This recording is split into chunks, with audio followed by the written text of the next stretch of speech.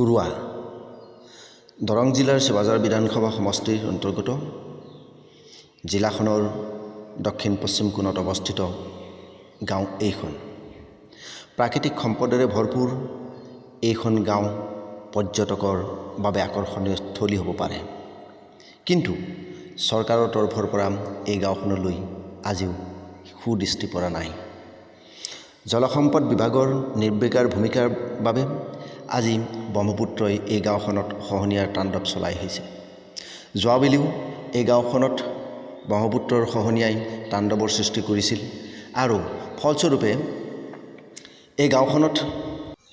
আজি প্ৰায় 4 দশকৰো আগতেই কুৰুৱা ৰাজ্যিক চিকিৎসালয়ৰ পৰা এক মথাউৰি নিৰ্মাণৰ কাম আৰম্ভ কৰিব দিয়া হৈছিল যদিও সেই কাম আজিলৈকে হৈ নুঠিল যোৱা 2015 মাৰ্চত অসম চৰকাৰৰ অতিৰিক্ত মুখ্য সচিব MG ভানুৱে ব্ৰহ্মপুত্ৰৰে আহি খহনীয়া পৰিদৰ্শন কৰিছিল আৰু তাৰ পাছতেই তেওঁ এক নিৰ্দেশযোগে দৰং জিলাৰ উপায়ুক্ত আৰু DRDAৰ প্ৰকল্প সঞ্চালকক নিৰ্দেশ দিছিল যে উক্ত গাঁওখনৰ খহনীয়া প্ৰতিৰোধৰ বাবে 10 দিনৰ ভিতৰত ব্যৱস্থা গ্ৰহণ কৰিব লাগে কিন্তু ভানুৰ সেই নিৰ্দেশ আজিও নিৰ্দেশ হৈ থাকিল সেই নিৰ্দেশৰ প্ৰতি বিদ্যাংগুষ্ট প্ৰদৰ্শন কৰা হ'ল কিয় হ'ল এদৰে কিয় কৰা হ'ল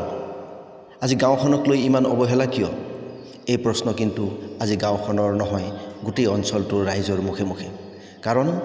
এক ভয়ংকৰ বিপদৰ পিনে আগবাঢ়ি গৈছে গাঁওখন তথাপিতো প্ৰশাসন যন্ত্ৰ এই ক্ষেত্ৰত আজিও বিফল সম্প্ৰতি কুৰুৱাত যোৱাবেলি ভঙা অংশৰ মেৰামতি কাম চলি আছে যদিও সেই অংশটো লাগিছে কিছু বিজুতি ইতিমধ্যে যিজন ঠিকাদাৰে উক্ত ঠিকা লাভ কৰিছে নিৰ্মাণৰ ঠিকা লাভ কৰিছে সেইজনে আন কিছুমান লোকৰ জৰিয়তে তাত মাটি পেলোৱাৰ ব্যৱস্থা কৰিছে যদিও সেইবোৰত বালি মাটি পৰাত ৰাইজ শংকিত হৈ পৰিছে আহকচোন চাওঁ আমি এই প্ৰতিবেদন এইবেলিও এতিয়া পুনৰ খহনীয়া হৈছে বুলি শুনিছোঁ হয় নেকি বাৰু কথাটো খহনীয়া হৈছিল এতিয়া আকৌ পুনৰ হৈছে নেকি এতিয়া বৰ্তমান গৰাখহনীয়া যিটো প্ৰবল হেৰি আছিল তাৰ তলত আকৌ গৰাখহনীয়া পাতিছে আৰু সন্মুখত পাতা চৰ এটা প্ৰায় শেষ অৱস্থা হৈছে তাতে এতিয়া কৰ্মচাৰী কিছুমান তাত আৱাসীয় কৰি দিছে তেনেকৈ চলি আছে এতিয়া বৰ্তমান কামটো যেনেভাৱে দ্ৰুতগতিত হ'ব লাগিছিল সেই হিচাপে হোৱা নাই আচ্ছা যোৱা 2015 মাৰ্চত অসম চৰকাৰৰ তেতিয়াৰ মুখ্য সচিব MG ভানু ইয়ালৈকে আহিছিল জাহাজ লৈ পেলাই গোটেই বিষয়টো তেওঁ পৰ্যবেক্ষণ কৰিছিল পৰ্যবেক্ষণ কৰি DRDA আৰু দৰং জিলাৰ উপায়ুক্তক তেওঁ এটা নিৰ্দেশ দিছিল যে 10 দিনৰ ভিতৰত এই ক্ষেত্ৰত বিহিত ব্যৱস্থা ল'ব লাগে কিন্তু 2015 পাছত আজিলৈকে আপোনালোকে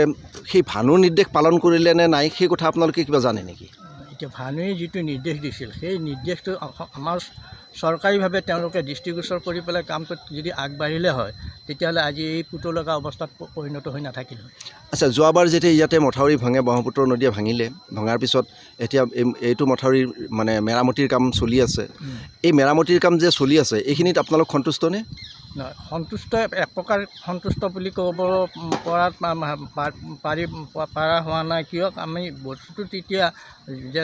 আমাৰ দৃষ্টিগোচৰত যে আমি গাঁওখন কেনেকৈ বাচিম কেনেকৈ থাকিম আমাৰ দৃষ্টিগোচৰ আছিল সেইটো আৰু যাতে পাৰ্মিনেণ্ট চলিউশ্যন এটা হয় সেইটো এটা বস্তু আমি বিচাৰি আছিলোঁ কিন্তু এতিয়া যিটো গতিৰে গৈ আছে লেহেম গতিত এই গতিত আৰু কি বা ভয়াৱহ হয় বাৰিষা অহাৰ লগত ধন্যবাদ ব্ৰহ্মপুত্ৰৰ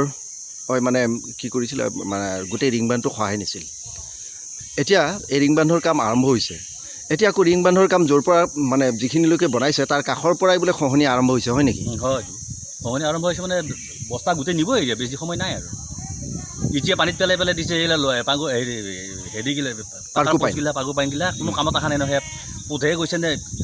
সহায় লৈ গৈছে কি হৈছে আগতে যেতিয়া বস্তুটো পানী নাছিল তেতিয়া সমানকৈ পাৰি দিলে ভাল আছিল এতিয়া দিছে পানীৰ পিছত চৰকাৰে খহনীয়া লাগছেই চৰকাৰে এই ক্ষেত্ৰত কি মানে কাম লেহেমীয়া কৰিছে নেকি বহুত লেহেমীয়া কৰিছে চৰকাৰে সিহঁতে আমি কওঁতে কৈছে অৰ্ডাৰ নাই এতিয়াহে অৰ্ডাৰ আহিছে বাৰিষা অৰ্ডাৰ হয় প্ৰতিবাৰে বাৰিষাই অৰ্ডাৰ হয় খৰালি মাহে অৰ্ডাৰ নহয় বস্তু দমাই থৈ দিছে